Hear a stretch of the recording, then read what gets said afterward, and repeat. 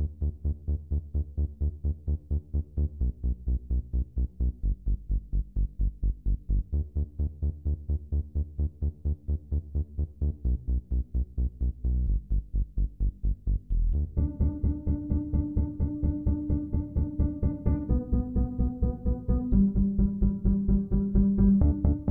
now, and welcome to episode 56 of the Help Find the Others podcast. If you've been here all along, well, welcome back. But if this is your first time listening to us, welcome. I'm your host, Ruben, and as always, my co-host Stan is on the line. How you doing tonight, dude? Doing great, man. How about you? Awesome. So, this is a repeat guest from not too many episodes back. Of my friend Chris, and he came on with his wife, and in the prior episode, and then he came on with just him for this one to talk about UFOs, and I thought it was a pretty good conversation. What'd you think? Oh, dude, perfect. I needed that. Like it was approachable. You know, we didn't go too far deep in the woods, so I think it's a good primer for possibly another part to our UFO conversations.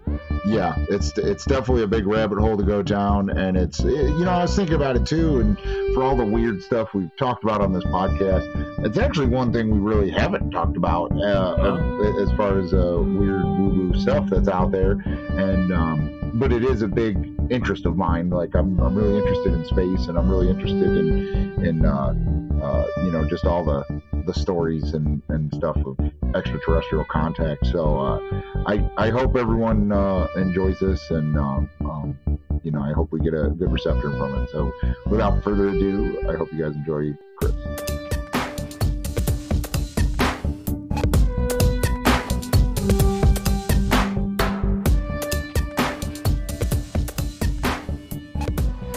Cool.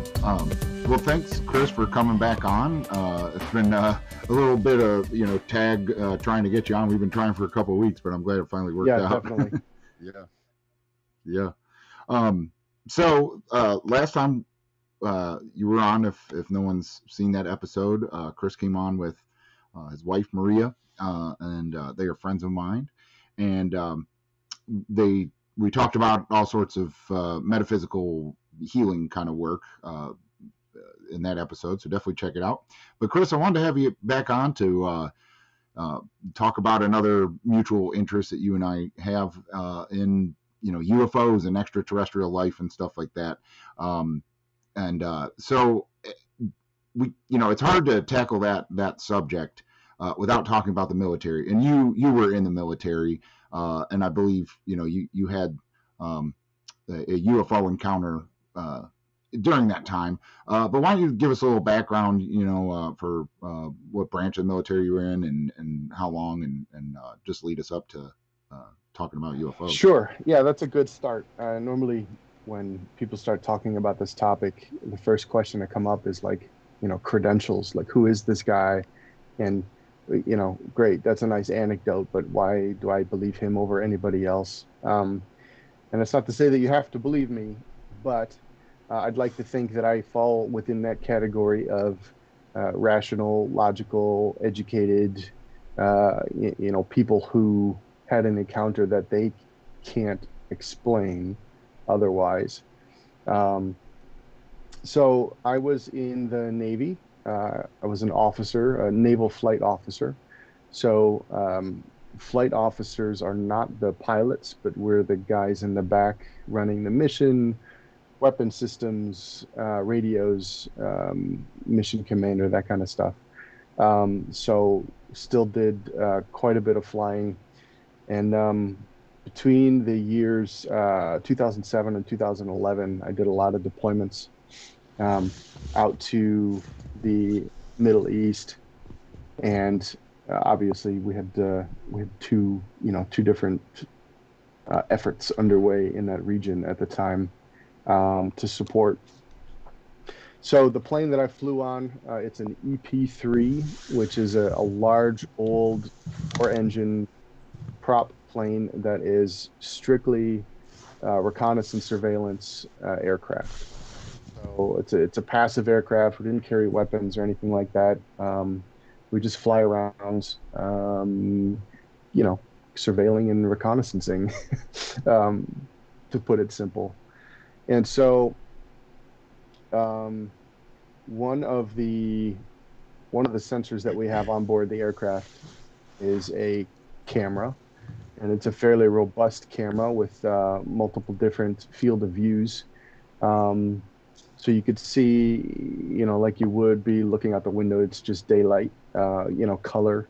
And then we have infrared for nighttime shots.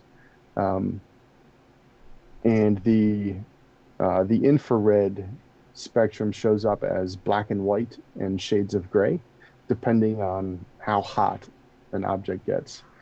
And you can change the setting from black hot to white hot. So if it's in black hot, obviously the warmer the object is, it'll show up as a darker gray to heading towards black.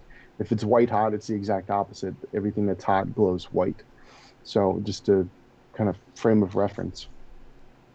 So on one particular mission, it was daytime, and we were flying out around the Arabian Gulf, and I was in the back at my station, and our camera picked up on an object that kind of just whizzed across the screen really quick, but it was enough for a couple of folks, including myself and the camera operator, to notice it and say, "Hey, what the hell was that?" And it's common for us to see just random aircraft just kind of fly by, and we catch it and we look at it, and that's the end of it. So my camera operator slewed to it and was able to kind of capture it and let the camera track it by itself. And what we saw was it was completely indecipherable. It was a glowing sphere, was as good of a shape as I can give it. It was moving really quick, faster than we were.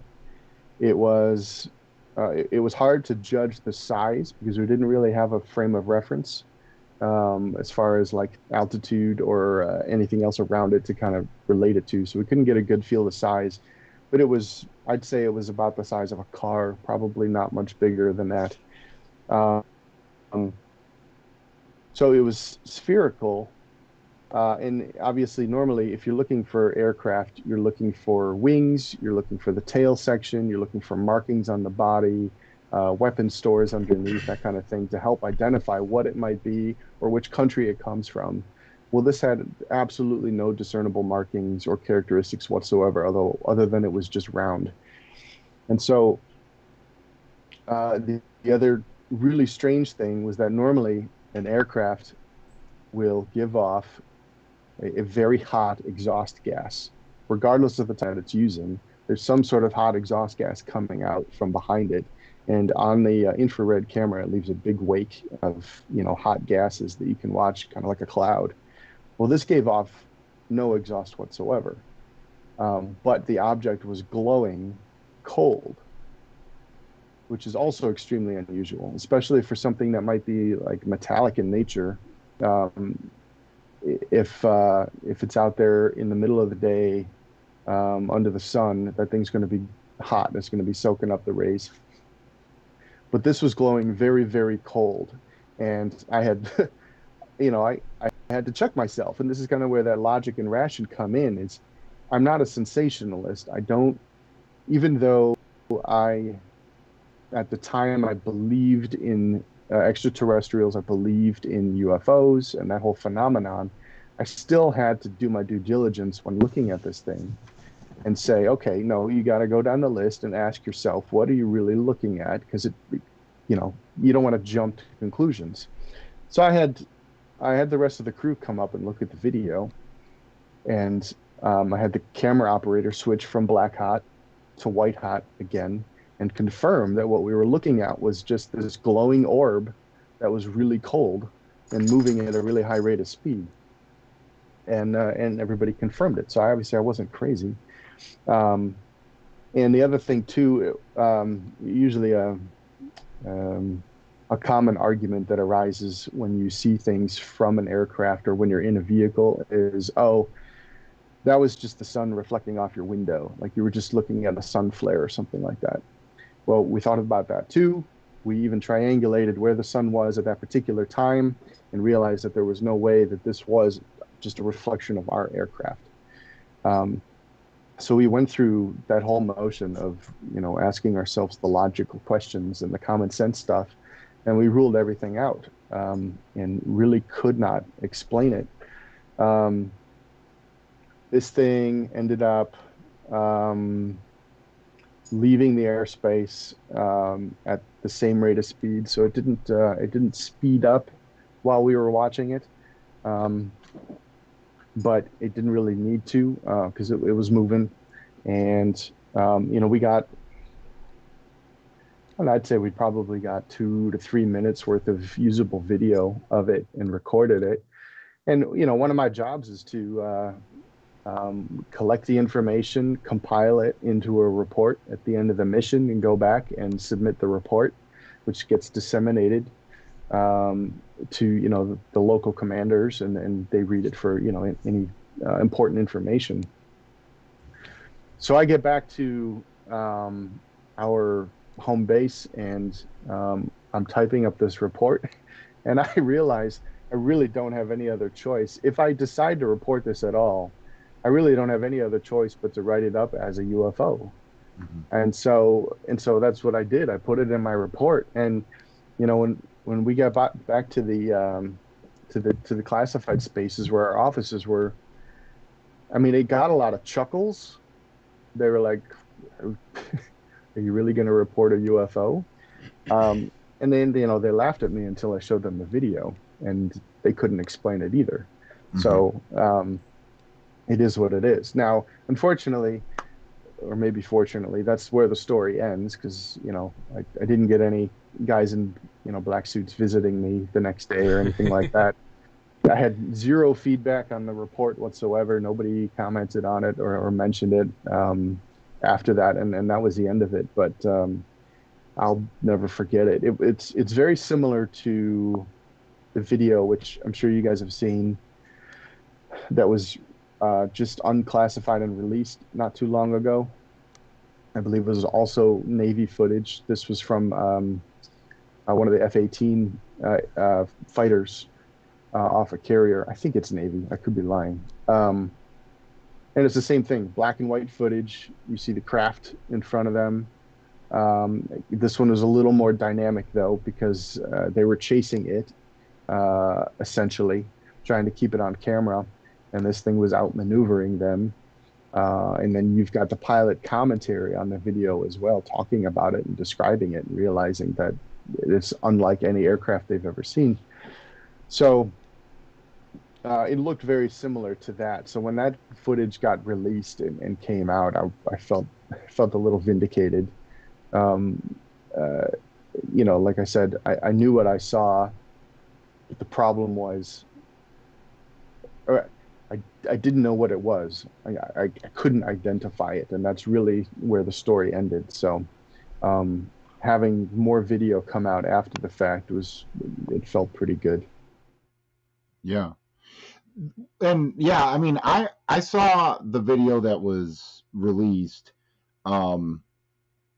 actually earlier than like this year or whatever, with the To the Stars Academy, that if anyone, or I know we've shared links privately, but like if anyone's ever checked that out, it's like this, I don't know if it's an organization or what you would call it, but it's one of the head people is the guitar player from Blink-182, and which sounds silly, but like the dude's always been into UFOs and aliens, and he is like the public face of this kind of group of retired military officials that have come out and said, like, basically backed up a lot of like kind of the stuff that like Bob Lazar has claimed, and that there's the Pentagon does a lot of experiments with alien craft, and the alien technologies and stuff. So it's a really cool group I've been following. But then, yeah, to have the government, actually disclose it is like, yeah, these are footage of UFOs. It's just an amazing time that's kind of overshadowed by everything else going on right now. But aside from those official releases, in because I'm sure you've talked to other pilots and people from the military. I mean, do you get the sense that there's a lot more people that have seen stuff like this that either didn't report it or it got covered up, or they were afraid to say anything? Yeah, absolutely. Which is fine. I get it. Like there's pressure on, different people for a variety of different reasons. And no, but I've been close to a lot of people who have had, I want to say similar experiences, but they've seen things while flying that they can't explain. And they just choose to not say anything. They think, oh, it must have just been my imagination, or, I'm sure I just misidentified it or whatever. It was foggy that day. They make up excuses to allow that experience to kind of fit their narrative. But I'd say the majority that I've talked to, that have that thought they felt anything were very open to it, and were it's kind of like me, like not afraid whatsoever to be like, yeah, that's exactly what I saw. Mm-hmm. Mm-hmm. So which I think is good, personally. Yeah. That's like I said, I've always been open to their existence, and I've been a huge proponent for disclosure, and really just counting the days until the government comes out and starts really acknowledging these things. Yeah. Not only admitting, and I mean, this is a really heavy topic, and there's so many different holes to go down. But not only should the government admit that there are extraterrestrials, we are aware of their technology, and of their existence, period, but also that we have our own technology that we've been tinkering with. And therein lies the problem, is that they've done such a great job keeping that under wraps, is that when you do see something, you don't really know what it is you're looking at. You can't be sure if it's us or them. Yeah. And obviously that, I think that's by design. If they're reverse engineering things, if they're building craft to look like and to fly like and behave like actual, ET technology, there's a reason for that. They want to blend in, and they want to be seen as, something extraterrestrial, not a government program. So, I mean, read what you will into that. I'm sure they have their motivations, but it has to make you wonder. Yeah. I mean, I think a big part of the government's kind of stance on it is to disclose everything they know. Does one of two things. One, it gives them, or it takes away their advantage over, other countries in developing weapons, because that's a big thing, is that all of the research I believe to be going on is going on through Defense Department budget, and it's in the name of war and weapons. And say whatever landed in Roswell in the 50s, we got the technology, we're the ones messing with it, Russia and China don't, and so like they don't want to disclose shit because they're working on some weapons to fuck those two up, and like, so they don't, it's, that's part of the reason for the classified nature of all that. I think the other thing is that it would have such a widespread radical change in the zeitgeist of humanity that they would lose their control. They would be rendered obsolete. If there is definitive proof that there's other life out there, and we're not, the only life in the universe, And we know that because one of them fucking landed here, and we, and like we have been fucking with their technology from their ship for 50 years, well, 70 years, I guess. That changes everything, like that changes fucking. Why would you ever pay taxes again at that point? Why would you ever, like, why would you be a racist at that point? Why would you, march and protest? And why would you, why wealth equality, money wouldn't matter? Like, that changes fucking everything. And so, like, we become so unified at that point that there's no leader, there's no power anymore, the minute we become a universal species and not a planetary species, like that just changes everything. And so it's possible that that whenever the government got together, that was what was decided in the meeting, was like, if we let this out, this is probably our last meeting, and so it's like there's part of me that thinks that, about why the government is the way they are. I agree, and I think that's at least in part responsible for why they're taking their sweet ass time, and they're teasing us with it. It's just drop by drop, maybe a little bit here and there, and it's just really slowly kind of working that narrative into the background so that people can kind of get used to hearing it. And it's not like, War of the Worlds, where you wake up one day, you flip on the radio and there's a full-on invasion going on. That would blow your mind. Even if they ended up being peaceful and they were only here to just, make contact, like a massive scale, scaled contact of that kind of event would rock everybody's world, like you said. But I think piecemealing it out really slowly is probably the only way to wind up with disclosure. It's just going to take forever. Yeah. What do you think that, like, because the timing, and then like the disclosures, and then all the shit going on in our world right now, what do you think of the timing of the Space Force? I'm glad you brought that up, because I did want to talk about the Space Force. I was going to ask you guys what your thoughts were on it, like what your impression was on it. And so let me ask you that first, because then I'll come in with my side of the thing. I think that, well, two things. I think there's an incredible amount of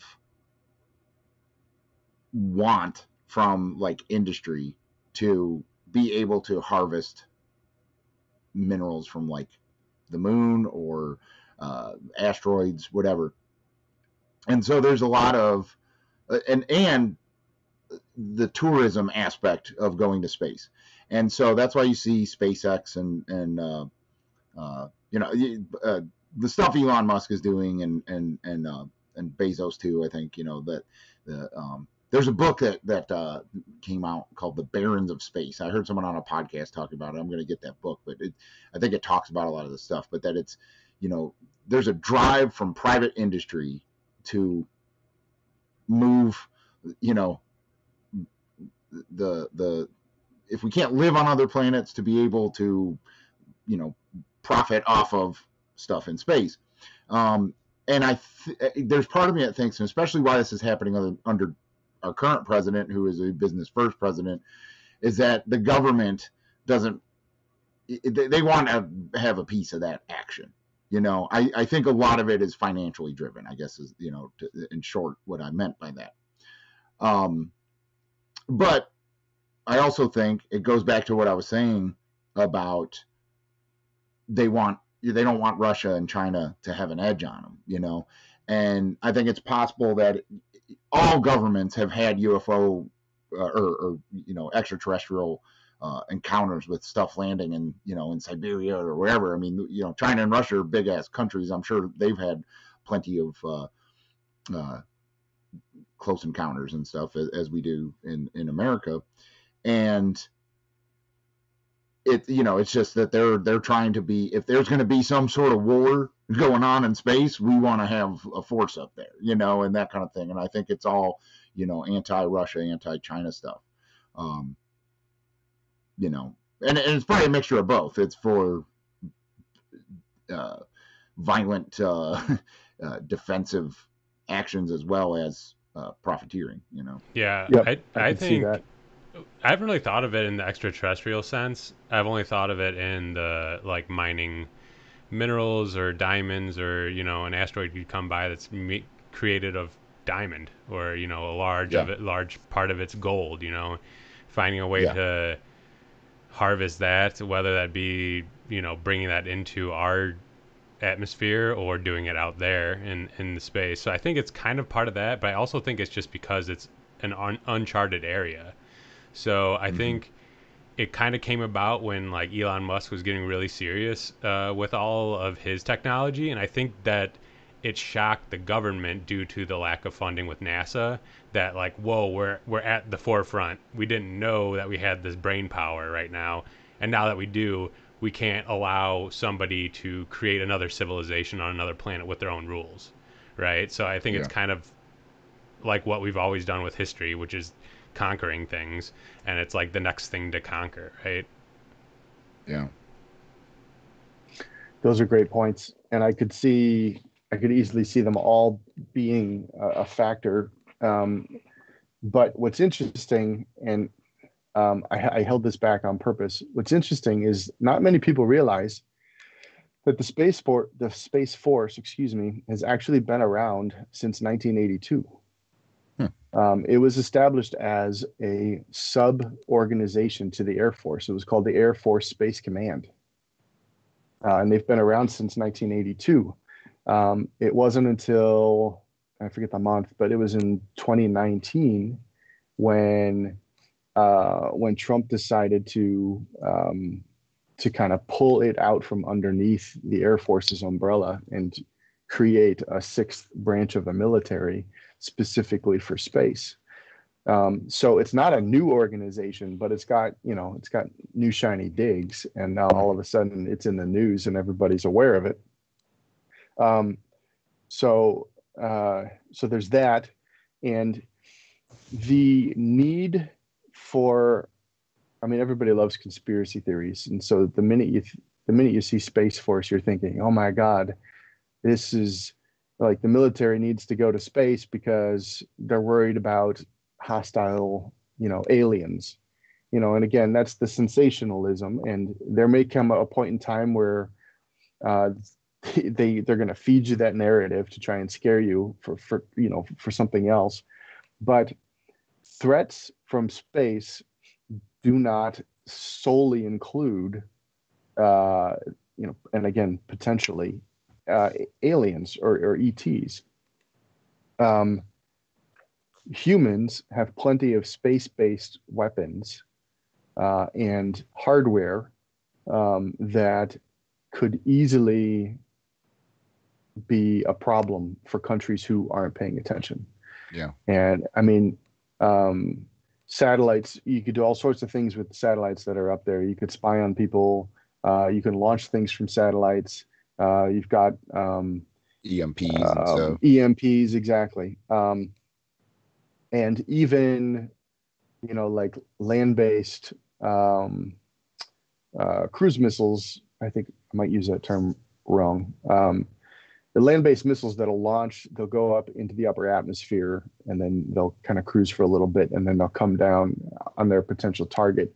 As soon as that leaves our atmosphere, that's considered, space and falls under their directive. So there still is a lot of, domestic, if you will, threats to consider.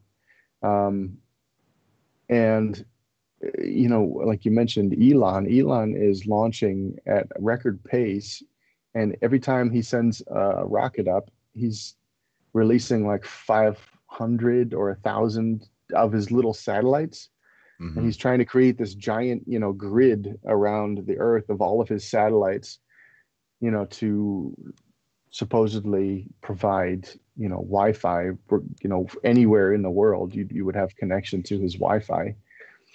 But, if he's capable of doing that, and there are other companies that are reaching that capability, then I'm not surprised that they kind of made this a bigger deal, like you said, so that at least the military had their own foot in the door of this new space race.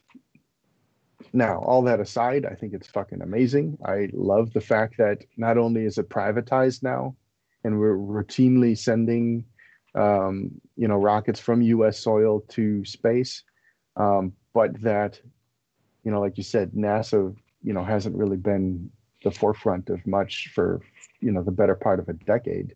So I'm really excited that they're kind of getting back involved, just to see where it goes.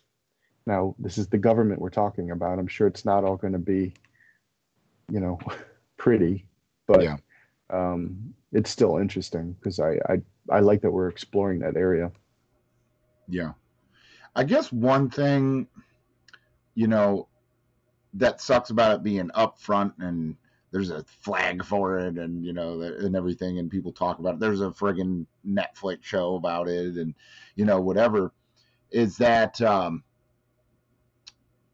the stuff that you just mentioned that's very realistic, that requires some hefty budget, and like you said, people weren't aware that it's been going on since 82.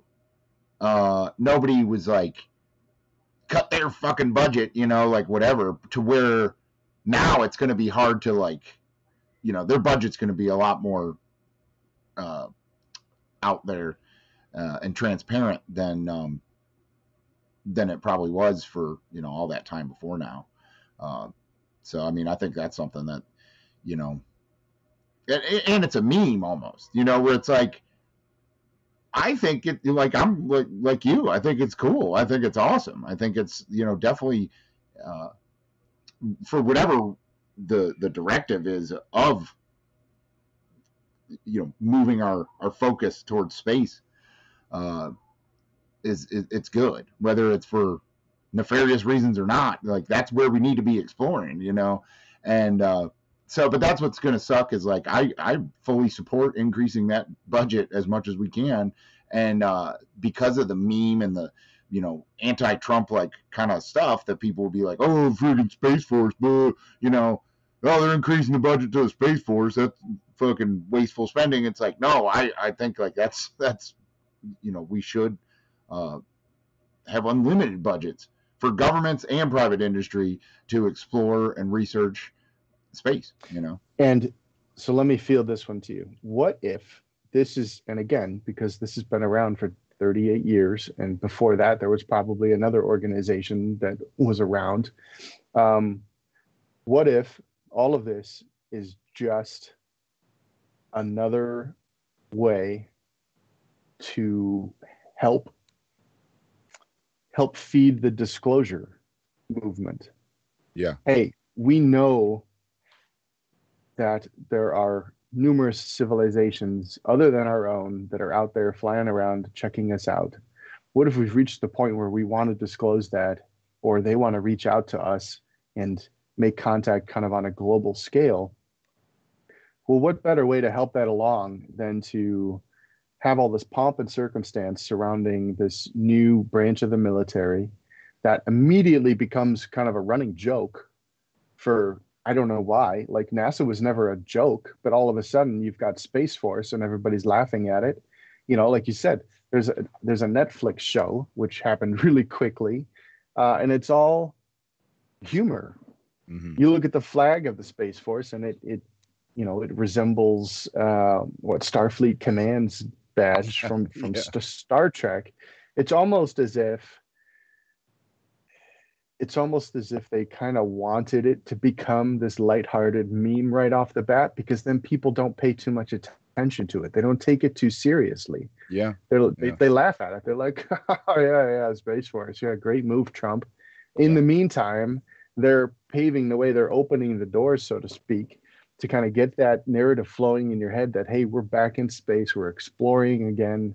that kind of thing. So in another couple of years, when they start trickling in more discoveries, it's not so out of the blue. They're not trying to have to backtrack and explain why, hey, there's this organization that's 40 years old and we've been operating in relative secrecy the whole time and you didn't know anything about it. But oh, by the way, here's what we found. Like, this just makes it so much easier.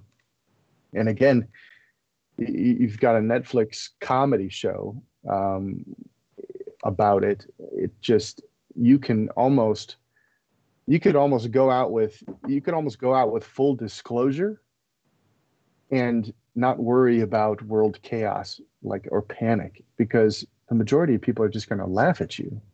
They're just going to laugh and be like, this is a big fucking joke, and not take it seriously. So I found that if the governments want to hide something, they're almost better off kind of shoving it in your face to the point where it just becomes ridiculous, and then nobody pays attention to it anymore, because they think there's no possible way it can be true, because look at how ridiculous they've made it. And then in the meantime, it's right there in front of your face, and it's been under your nose the entire time. So yeah, I don't know, can't say for sure. I think time will tell, but I find the circumstances very interesting. Yeah, I mean, I totally believe, like Bob Lazar, I totally believe that. Like, I like, there's, definite, there's just too much to be like, oh, it's just conspiracy theory. Like, it's like, I don't know. I totally believe Bob Lazar. I totally believe, I mean, another thing that isn't UFO related, but it's extraterrestrial or just bizarre things that are related, lumped in with all this, is crop circles. I like, if you go down that rabbit hole, the little bit of like doubt that they've tried to put out there is just not enough to disregard everything. Like, yes, there's been people that have made crop circles. There's people that are really good at it, but there is more instances of crop circles that have no fucking explanation. The way that the corn or the crop is bent, and the amount of radiation involved, and like the just stuff that cannot be explained, that like a bunch of people couldn't do overnight. I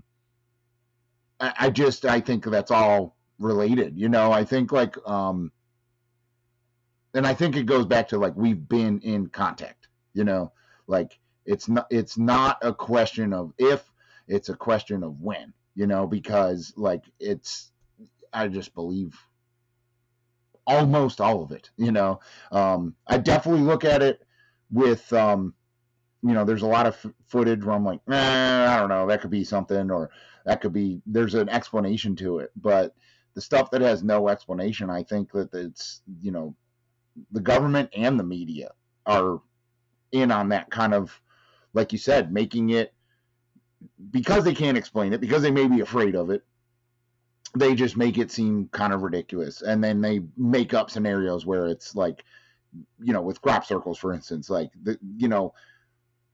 they try to really show stories of people making them. So they're like, people just make crop circles. It's just a hoax. It's whatever. And it's like, I think they really accentuate those stories to try to make people be like, yeah, you think crop circles are real, whatever, dude. But it's like, it just takes a little bit more research till you like hit the spot where you're like, oh fuck, Yeah, and unfortunately, that sort of tactic has worked. It has, yeah. In the past, at least, that's why they get away with it. They laugh at you. They make you feel like kind of an idiot for even suggesting that something like that could happen. And then what do? You're like, oh, I'm ashamed. I can't believe I thought that. And then you go off and you say the same thing to your buddy who brings it up, and it just it disseminates that doubt. And that's really all it is. It's that doubt, and so you don't even give it a second thought.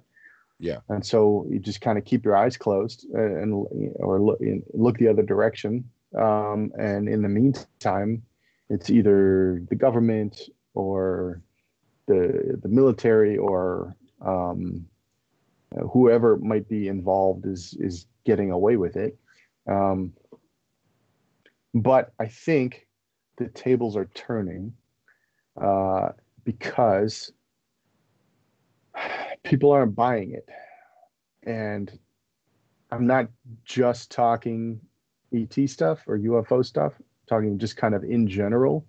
Whatever they're feeding, the less and less people are buying it. Like they're just not believing what they're hearing anymore, and people are starting to question the things that they're being told, which I think is fantastic.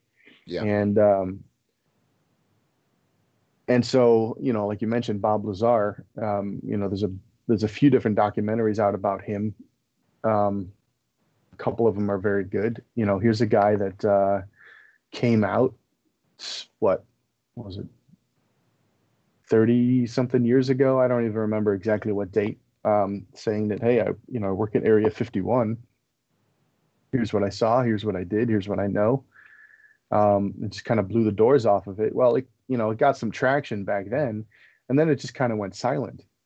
And like nobody was talking about it. Nobody knew who he was until 2018 when the film came out, and people were reintroduced to him and to tell his story. So there's that. And then there's obviously Close Encounters of the Fifth Kind and Unacknowledged, the two documentaries from Dr. Richard Greer, which are also phenomenal. So I think we're just sitting in kind of the right time frame where people are starting to open their eyes just enough to kind of like drop their guard just enough to start letting some of this information in.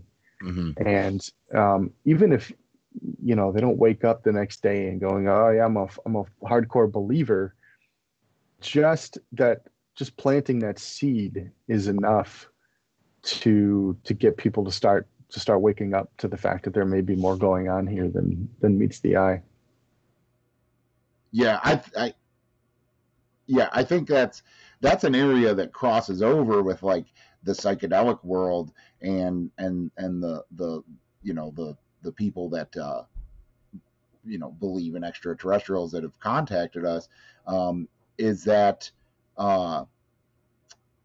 after this insane time that we're going through, I think there's going to be a lot of existential crisis that runs rampant throughout our society, and I think some people are going to find comfort in psychedelics and the metaphysical kind of culture. But I think a lot of people are also going to be like, why are we here? What is going on? And we'll find comfort and answers in seeking out this unknown, aspect of like humanity's place in the universe and in reality. And I think a lot of people are going to start looking in, and I hope people are not going to trust the government and the government narrative after everything we're going through right now, and they will start to believe the unexplained stuff more than the rational explanation that is put forth from government and media, revolving around extraterrestrials. And so you bring up a great point that it starts to, on some level, like, the majority of the conversation we've had up until now has been very kind of, it's kind of low level, like we're talking military and government interaction and cover-ups and stuff like that. And while that's probably all going on, there's this kind of more ethereal thing that could be happening. And that's that humans are making contact with other species, or even humans that are hundreds of thousands, if not millions of years more evolved than we are. And so I think we can all agree now that there's quite a bit of evidence suggesting that the Earth is a lot older than we were told, that there's evidence of advanced civilizations on this planet that date back way before we were originally told. And so you start asking that question is, okay, well, where did they find that technology? What did they use that technology for? And oh, by the way, why are some of these civilizations seemingly disappear overnight with no trace and they're just poof gone? Well, those are really nice questions to start digging into. And I think it does start blurring that line between kind of reality and, whatever the place is that we can tap into on psychedelics. And I think that plays really nicely with the CE5 documentary. So Close Encounters of the Fifth Kind, which I don't know if you've mentioned it before on the podcast or not, but if the viewers aren't familiar, it's Bob Lazar. No, not a Bob Lazar, excuse me. Dr. Richard Greer, one of his documentaries. And the premise behind Close Encounters of the Fifth Kind is that it's human-initiated contact with ETs. So we are the ones that kind of call out and guide them in and have them come and join us. But what's really interesting about this is that, he comes at it from the perspective of, hey, these beings are obviously way more advanced than we are currently. And I'm not just talking technologically speaking, it's spiritually, it's intellectually, and it's technologically, they're just way more advanced. And so they've gone past the need to use, like verbal communication. They're probably using telepathy or some sort of it. And so he, working with folks, like ex-CIA folks and whatnot, developed this protocol wherein by you use the kind of universal language of love and acceptance as that language to communicate with these beings. And what they've found out is that if you can kind of sit and center yourself and really kind of find that feeling of love and acceptance within yourself, and you send that out there, they can receive that, they can feel that. And, we may not speak the same language, but that, again, it's kind of like a universal sign of just being welcome. And so by doing that, you just kind of open the doors and you invite them in, and they've had hundreds upon hundreds of sightings. I mean, video, photography, and then you name it, personal experiences and stories and whatnot coming from it. And I just think it's breakthrough in the sense that he is adamant that these beings do not represent a threat to us. They don't want to harm us. They want to interact with us. They might even, go so far as to say that they want to help us. But they certainly don't mean us any harm, because they could very easily wipe us clean or wipe us off the face of the earth with how advanced that they are. But they've shown extreme amounts of restraint because, we're the aggressors. We're the ones with the military and the weapons, etc. And they've shown an extreme amount of restraint that we've never been attacked. They've never attacked us. So all of the sightings, all of the interactions, all of the abduction reports, if you believe them, none of them are, talking about, weapons and colonizing and anything crazy like that. So, he took it in a different direction and made it about peace and love and acceptance. And I think that blends really nicely with the psychedelic, storyline that you guys talk about so often, is that we're all connected. Yeah. When you pass that plane of existence and you go to that other dimension and you realize that, everybody is connected. We're all one. We're all cut from the same cloth, if you will. That changes you.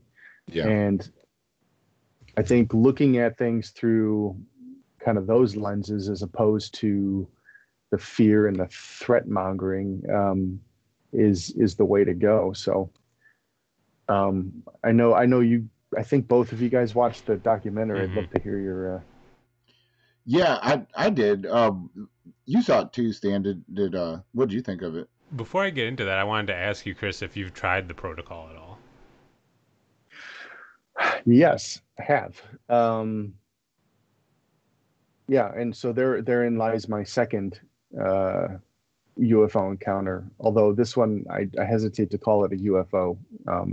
This one was more of an entity, and this was after my military time. So I was out, and I'd started to kind of wake up spiritually, and dabble in some of the metaphysical stuff, learning about that route. So my mindset had shifted, and I think I was reading one of Greer's books about it, and it was just the idea again that you could kind of vector in these beings to your location, and communicate with them by just kind of being open to it and accepting it. And so I had that feeling within me from reading. And I know it was dark out, it was winter time. I stepped outside, I don't know, take the garbage out or something, and I wasn't expecting anything.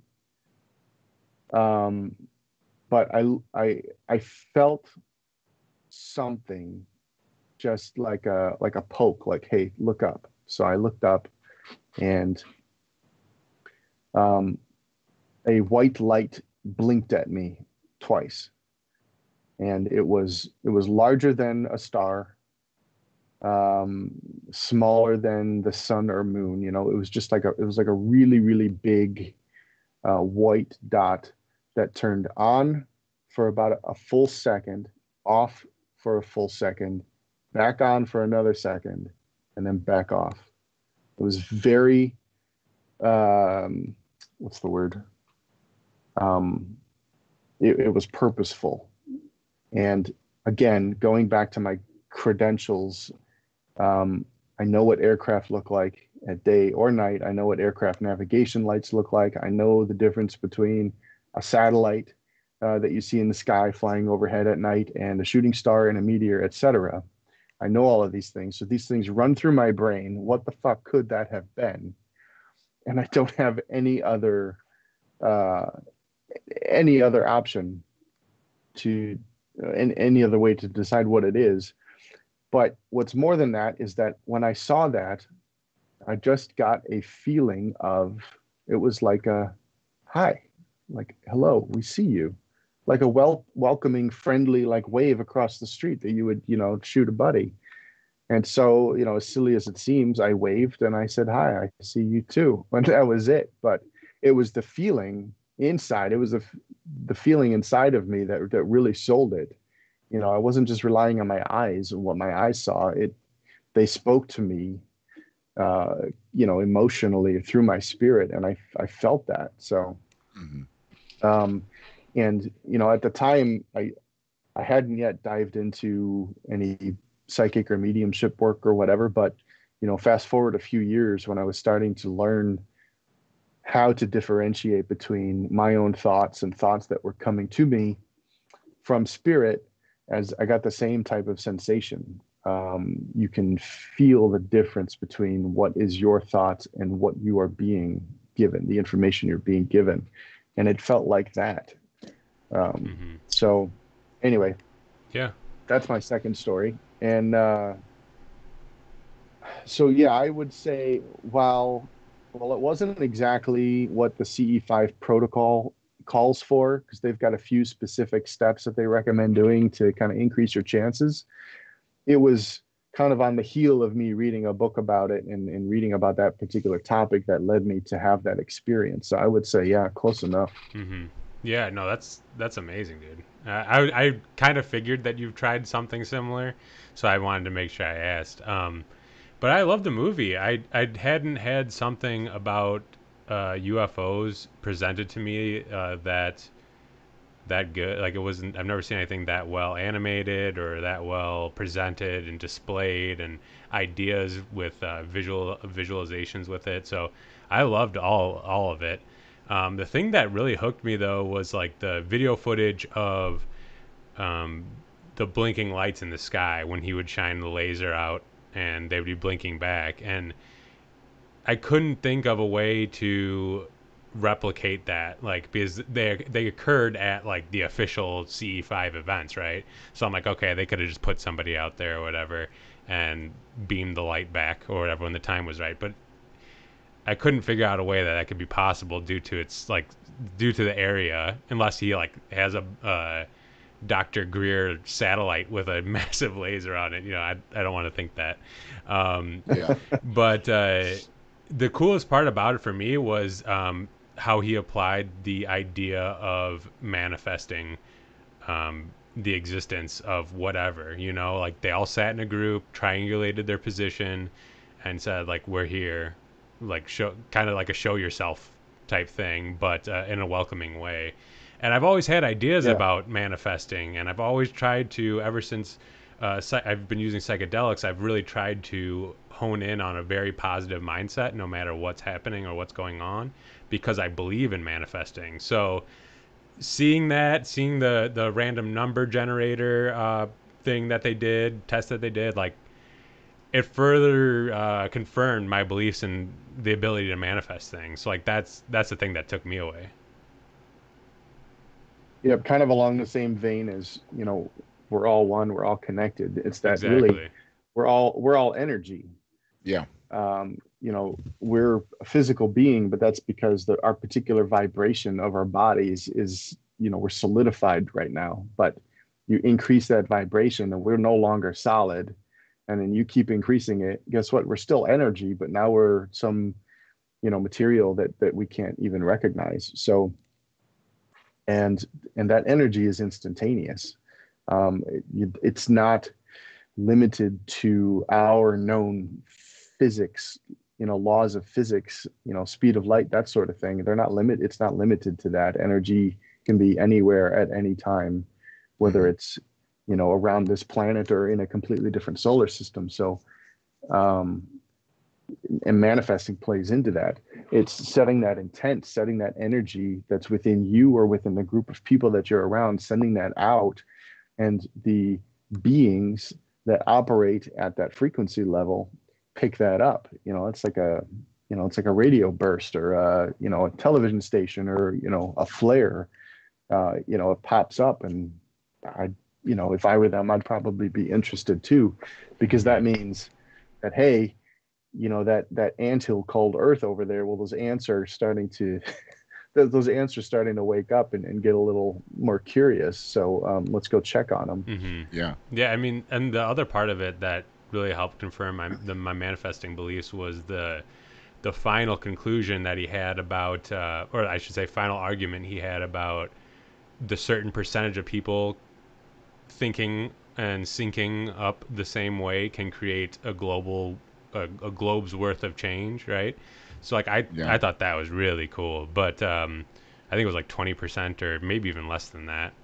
And I that's something I believe in. If people devote themselves to positive thinking and positive energy, that there'll be ripples of change throughout the entire Earth. I have no doubt in that, and it was cool to see it quantified. But Ruben, what did you think about it? Oh, I loved it too. I was like, I kind of look at the protocol as like, that is, okay. I look at it the same way I look at, the 5 dried grams in silent darkness for using mushrooms with Terrence McKenna. Is that the only way to get the message and to see the things that Terrence saw and sees doing that? No, but it's the best method for someone to like, okay, you're definitely gonna get something out of this, and I think that's the protocol. It helps people get in that space and that kind of to drop the veil between the metaphysical world and the physical world, to be able to, like you said, contact these other things from other dimensions. But that doesn't mean that like people that haven't had these experiences like you that weren't doing that protocol, you were just in that space. You had gotten, like you said, your mind, body, spirit, connected in the right way.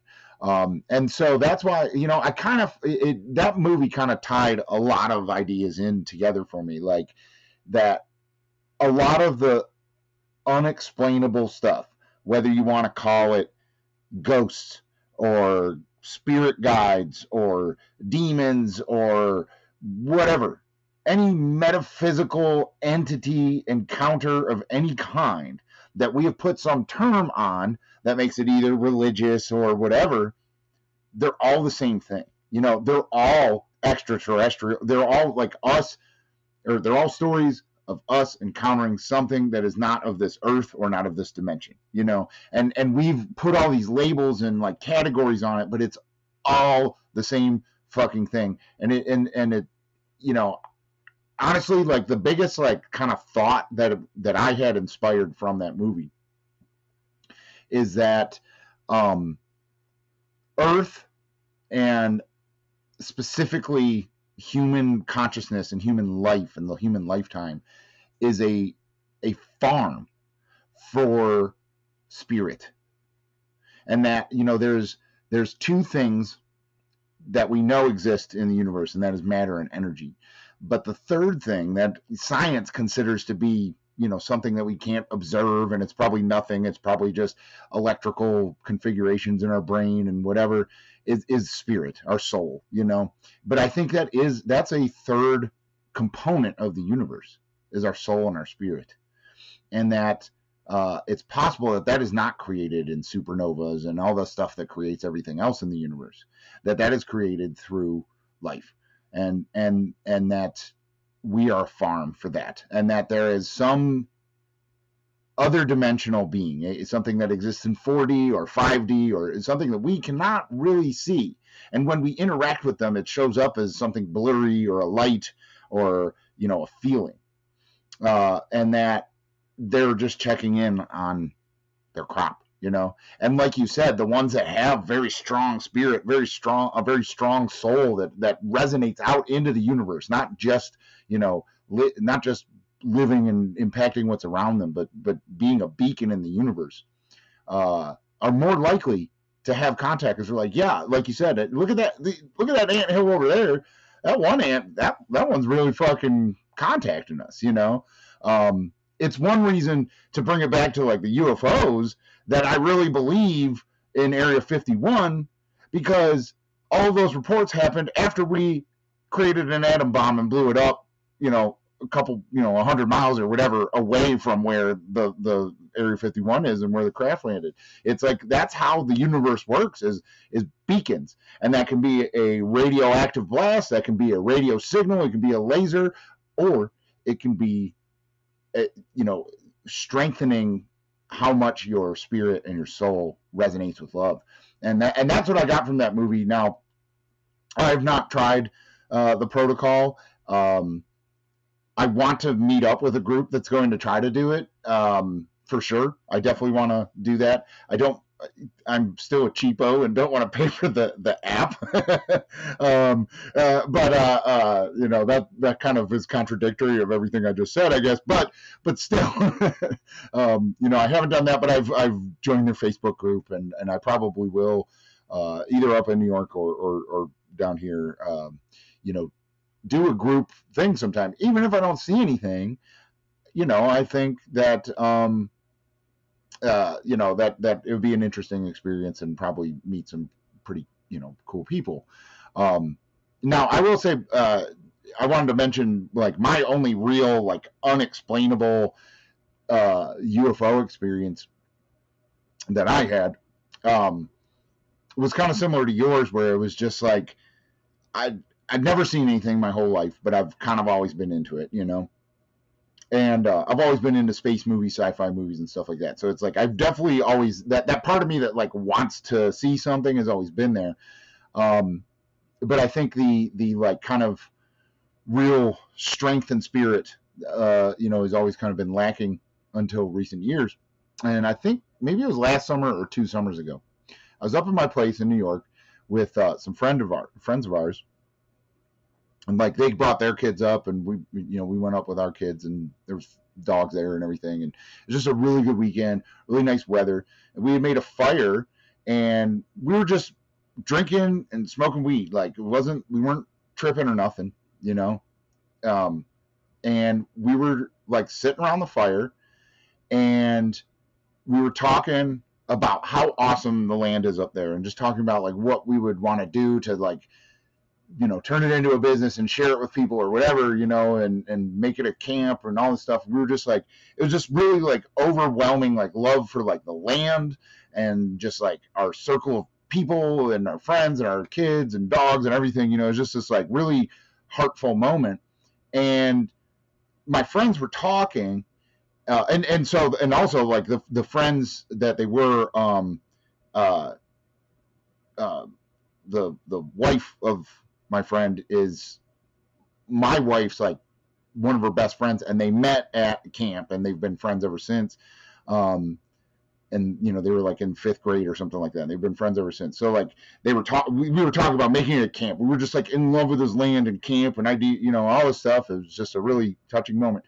And so my friends were talking about that, and right between them, over the tree line, there was like, I wrote it off in my brain and didn't really pay attention to it and didn't focus on it, but like it looked like like one of those fireworks that spins and has like sparks, and it like slowly kind of rose up and like sat over their heads right in between them for a little bit, and then like went up a little bit more, and then basically like just turned and went like kind of back into the tree line.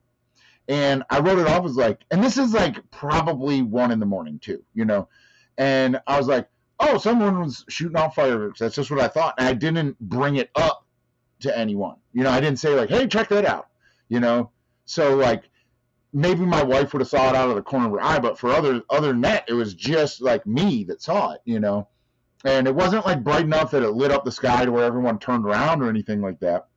But it wasn't a shooting star, and it wasn't, my eyes playing tricks on me. It was just that I was like focused in on the conversation and didn't really fully, recognize what I saw, and was just like, oh yeah, they're shooting off fireworks.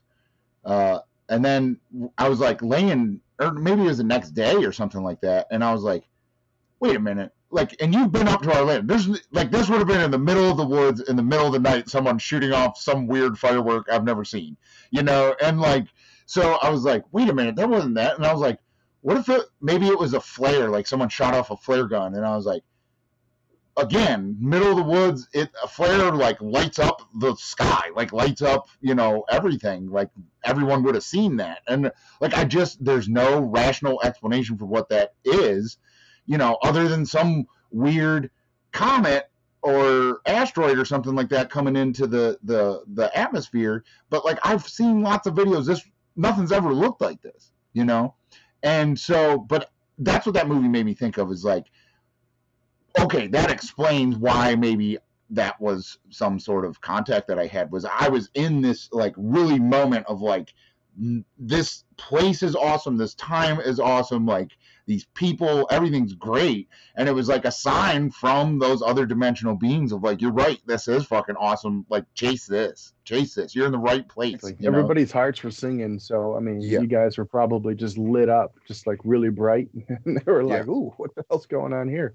Yeah, that's exactly it. And you could feel the difference. Like it's really light. It's just such a nice feeling compared to the really dense kind of energy of, aggression, military, that kind of stuff. It's like, I don't think they're here for that. It's certainly not what they're interested in. Obviously they don't want us to kill ourselves, and destroy the earth in the process. But at the same time, they're hoping we kind of evolve past that and start to, grow into that more love and acceptance. So,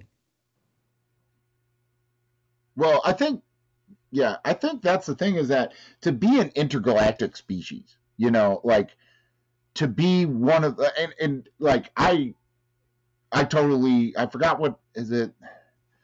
I forgot what the term is for the paradox or whatever of like how many planets there are that harbor life or whatever. I believe that. Like that is accurate. Like there is life everywhere in the universe.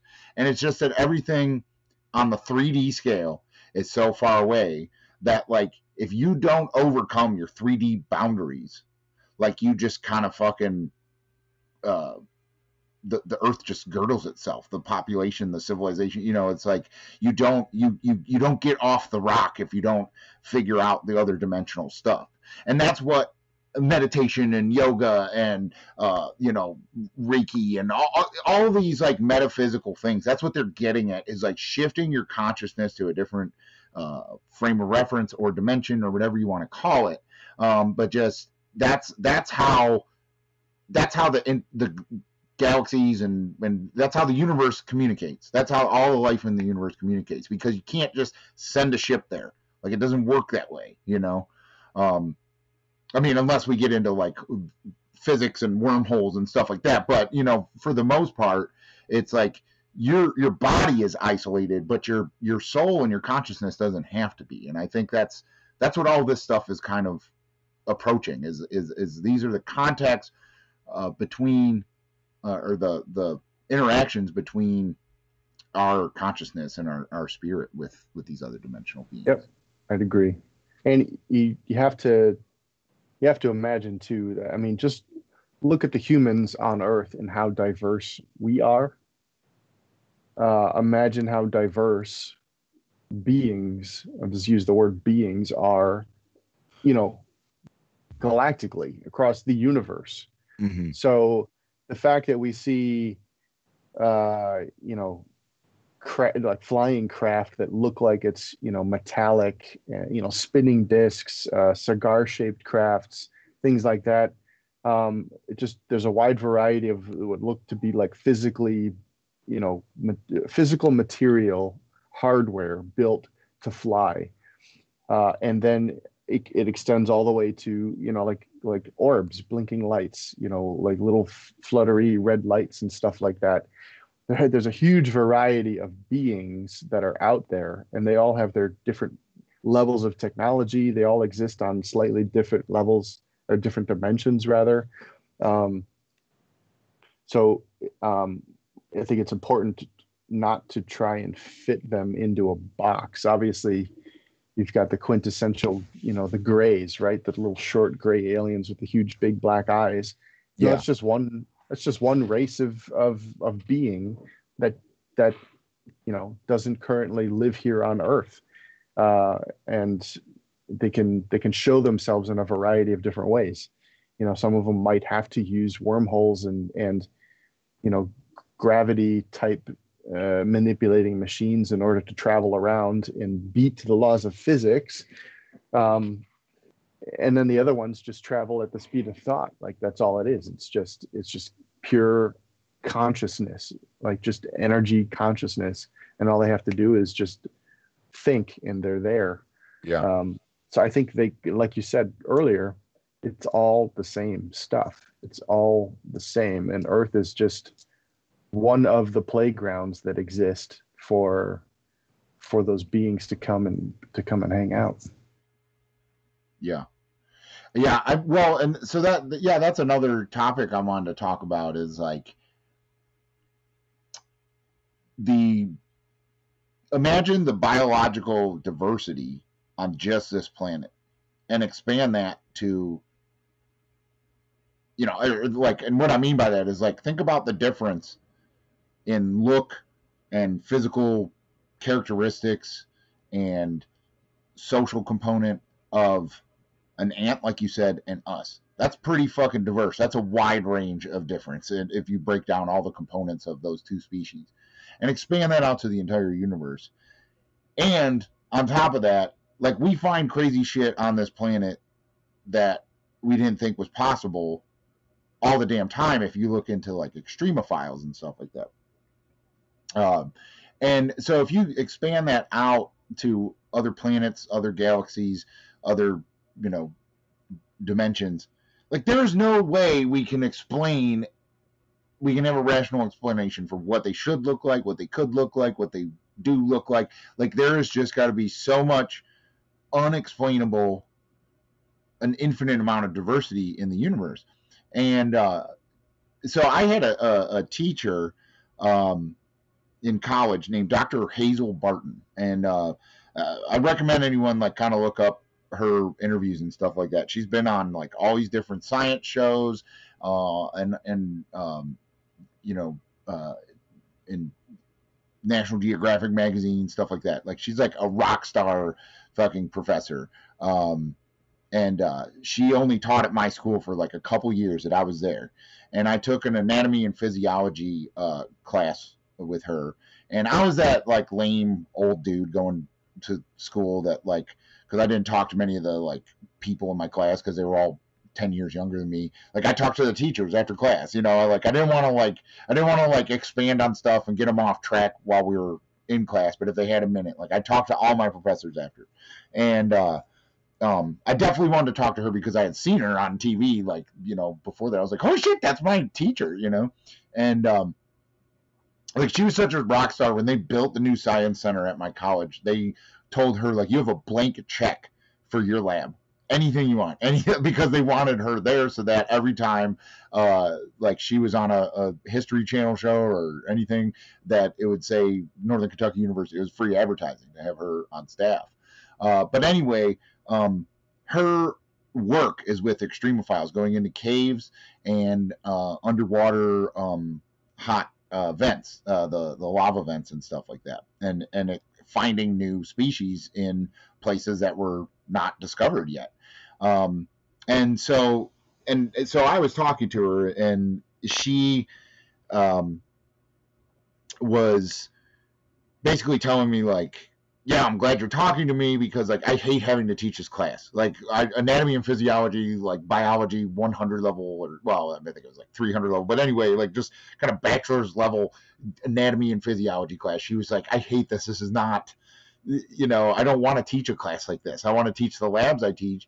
And I didn't know that she worked with NASA, because that's like one of the things of the research is like, when they're finding stuff on this planet that they can't explain, and didn't think was possible for things to live, and they're not only living, but they're thriving, you know, like think of the stuff in caves that never sees light, and, you know, just like, or these things on these hot vents in the ocean that are under crushing amounts of pressure, and the water's acidic and boiling hot, and, you know, whatever. And it's just teeming with life. That's like, NASA works with her and other professors that you know do research on this to find and kind of you know shape what kind of areas specifically on Mars with the Mars rover, but other planets that they might be looking at, of where could life live. You know, we look at you know, planets that are gas giants, and there's no land, there's no nothing. It's just a giant ball of gas that's swirling around, and there's storms and stuff like that. Nothing could live there, but it's like, are you sure about that? You know, like our reference library is so small that, and you know, most of us are so narrow-minded that we think that if there's intelligent life out there, that it has to look something like we do. It has to resemble us in some form or fashion. Well, no, all you have to do is look on this planet to prove yourself wrong. Yeah, there's some really crazy looking, you know, organisms out there, and like you said, for the extremely we would normally consider completely inhabitable locations, and yet life is thriving. Yeah, you know, you ask the question, well, where could you find life? Well, I think you could find life anywhere. Yeah. The problem is you may not know what you're looking at. Yeah.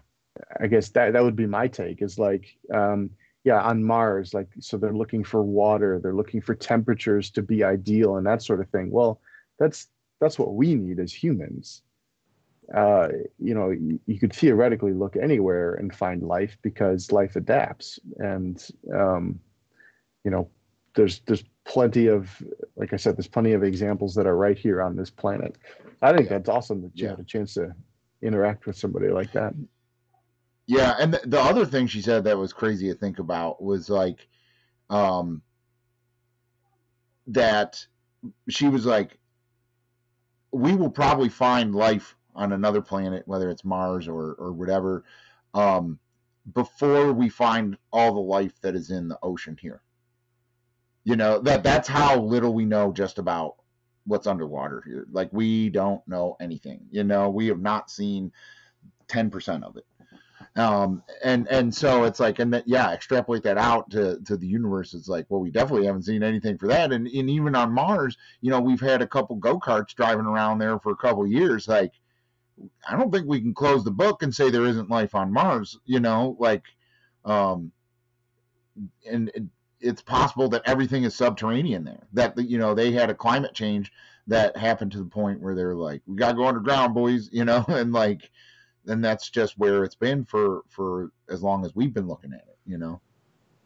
Yep, I agree. And I'm just happy people are looking. Yeah. Yeah, I mean, that's the thing. I think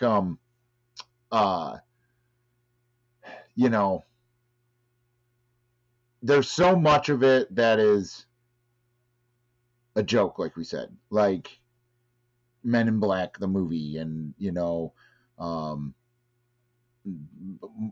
Mars Attacks, or there's stuff like that it's like, it's so sensationalized to tell a story and to make a movie and to be funny. But it's like, once you just start looking at it and you follow, like, I mean, another great thing, what I wanted to mention about the CE5 movie too, another great thing about now is that everyone's got cell phones. When you have that encounter, if you're in the state of mind to tape it, there's some crazy fucking videos out there. And what's funny is, before, everyone had a camera and people were like, dude, yeah, I saw a UFO. And be like, yeah, right, dude. And then now people are like, check this out. And still some people are like, that's a fake video, whatever. Or, they have some kind of like, I bet it's a weather balloon or whatever. I don't, that always seems to be the excuse that they used to have, where it's like, okay, whatever. Like, now you're not going to believe the video footage now that we have it. But that's what's great, is that there's some video footage that, unless it is a complete deep fake that they're creating for, like, I don't know why people would be doing that or whatever. There's some amazing video out there that you can't fucking explain, And so I guess it's easy to say, well, that video's fake. That's the easy route to take if you're trying to be of a skeptical mind with this. Yeah, that's somebody who they don't have the capacity to take that potential on board. At that time, it's I think that collectively people are moving into a space where they will kind of be able to accept that sort of information a little more. Like, the grip over humanity that, I'll just say government and religion has or had, is slipping. And people are starting to see it for what it is. And it's, it's control. And when people start thinking for themselves and allowing these potentials to exist in their mind, I think everybody's going to be a lot better off for it. But everybody comes to it on their own time. Yeah. You know what I mean? You can't rush that thing. Like, I think we've all been skeptic about something at some point in our life, and maybe we grew out of that, maybe we didn't. But so that it's not like a character judgment or anything. People come into it in their own times. Something happens to them or somebody close to them, and it's just enough to kind of get them thinking and at least ask the question, well, what if maybe it was real? And that's really all it takes. It's all downhill from there. Yeah. Yeah. I mean, that's, with everything that is an alternative to general consensus, it's like, once it's just amazing, the power of belief. Once you believe, it just starts unraveling at you. You know, that's just the way the universe works. And yeah, I don't know. You know, another unfortunate thing of why I think people can be skeptical or not believe is, I don't know, how much time do most people spend looking up at the stars? You know, like how much are you not looking at the fucking stupid path in front of you that's making money for someone else? You know, like how much time are you spending just looking, being aware, being in the moment, being aware of stuff that's not on a screen getting pumped in your face? You know, and it's like, is it a surprise that these encounters and stuff happen to people that are just not doing anything other than looking and being aware and being open to it? You know, like, and so it's easy for someone who's like, you know, just on their stupid hamster wheel to all of a sudden someone's like, dude, I got off the hamster wheel for a minute and I saw this fucking ship that was flying around and blinking lights at me and doing all this. And the other person's like, you're fucking crazy, you know, and it goes back to that like allegory of the cave with but you know, plate, yeah, it's the same thing. It's the same fucking thing that everyone's like too like I'm sure there are people out there, but I would like to see a UFO skeptic that's like, bullshit, dude. I've sat in my backyard with no light pollution for 5 months straight every night and I ain't seen shit. Like they don't do that. They just don't. You know, like there's no one going like, I've tried Dr. Greer's CE5 protocol for 5 years now and I haven't seen anything. You know, like you know, it's just any skeptic has no frame of reference other than skepticism. Well, and going back to the talk about just us being energy and releasing energy, is whether you knew or not. And again, this isn't a character judgment. Is having disbelief, having skepticism creates blockages. It puts up walls there, and you almost have to get to the point. You have to figure out how to start breaking those walls down. And it's not to say that you have to become a believer, but you have to be willing and open to it. Like, yeah. Like, I could be wrong. I'm open. Let's see what this is all about and leave it at that, and then see what comes in. Because what you've effectively done is you've broken down some of those energetic walls that you've put up, and that allows a lot more to come through. So, yeah. No, I agree. And it's definitely, I mean, even aside from anything crazy or, you know, out of this world kind of belief, even something as little as treating anxiety and depression with meditation and gratitude, which is something like my wife and I have totally like switched our mindset on everything by just having that a component of our life. When you tell that to someone who's anxious or depressed and you're like, you know, just take the time of right now where people who were doing fine, but they're having a really fucking bad time with everything now. And it's like, yeah, it sucks. But, you know, have you tried like being grateful for what is going right in your life, what's good and what you like? You know, and like, they're like, oh, there's fucking nothing good, nothing, you know, blah, blah, blah. Like they're just so cut off to even trying to, you know, look at a positive in a seemingly negative situation. You know, but it's crazy because I've been there, and it takes dedication to being grateful and with meditation as well for like calming down anxiety. It takes dedication to that, but then after a while you're like, oh my God, you see everything so clearly.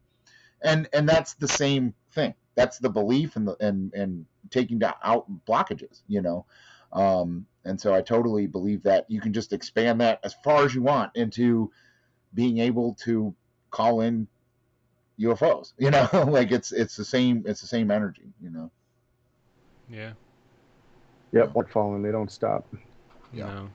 Well, and the meditation's like synonymous with looking up at the stars, right? It's the same concept. It's just slowing down and looking up being and in the moment. Yeah. Yeah, I mean, and after like going camping this past weekend, like I spent probably upwards of about 8 hours over the period of 4 nights looking up at the stars, and it's just, entirely different existence after you get that going through your mind, and you start getting conditioned to the quiet and like the sound of a bonfire instead of the filter of like city noise, and electrical pollution and all that. Yeah. It just can shift everything to a different level. But it really does. I do think, though, that, Ruben, what you said about how it comes down to belief is entirely true. And if you get more people on board with a good belief, I think the results are going to end up showing up somehow. Yeah, no, belief is important in everything we talk about, like, it's just that, like, it and it all comes back to, like, how powerful our minds are. We don't give our minds and our hearts enough credit, that, like you were talking about manifesting before, like, I think that's what the placebo effect is. I think that's what people that cured cancer without any medicine because they just believed in nutrition or whatever, like I think a lot of that stuff that defies or is a severe case of mind over matter, it needs belief, otherwise it's not going to work, but I think like there is mind over matter in a lot of different situations, and I think that's what manifesting is mind over matter. But yeah, man, well, we're at an hour and a half, I think, and it's been a great talk. There's so many different rabbit holes we could go down, and I would love to have you on, as more videos get released by the government or, stuff like that. And I definitely I think we should hook up with a C5 group, and I definitely want to try that. And I recommend everyone, if you haven't seen the movie Close Encounters of the Fifth Kind, check it out.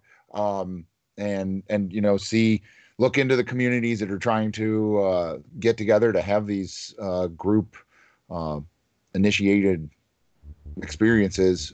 It's definitely something I want to check out and see what that's about. And I'm sure we'll hook up with a group or something. Same here. But yeah, man, it was great to have you on, and I know this won't be the last time we have you on to talk about this kind of stuff, man. Awesome. Yeah, I'm glad we can finally make it work out. Had a good time. Yeah. As always, thank you for listening to the Help Find the Others podcast. Please don't forget to check out our Discord server to connect with our growing community. The link to join can be found in the description. And if you feel like donating to our channel to help us grow, a link to our Patreon can also be found in the description, as well as some cryptocurrency wallet addresses. If you would like to be a guest on the podcast or have any questions about these topics, please email helpfindtheothers@protonmail.com. If you would like to leave a voicemail or a text message question for a future episode, Stan, what's that number again? 567-233-1335. Okay, guys, thanks again. And until next time, let's help find the others.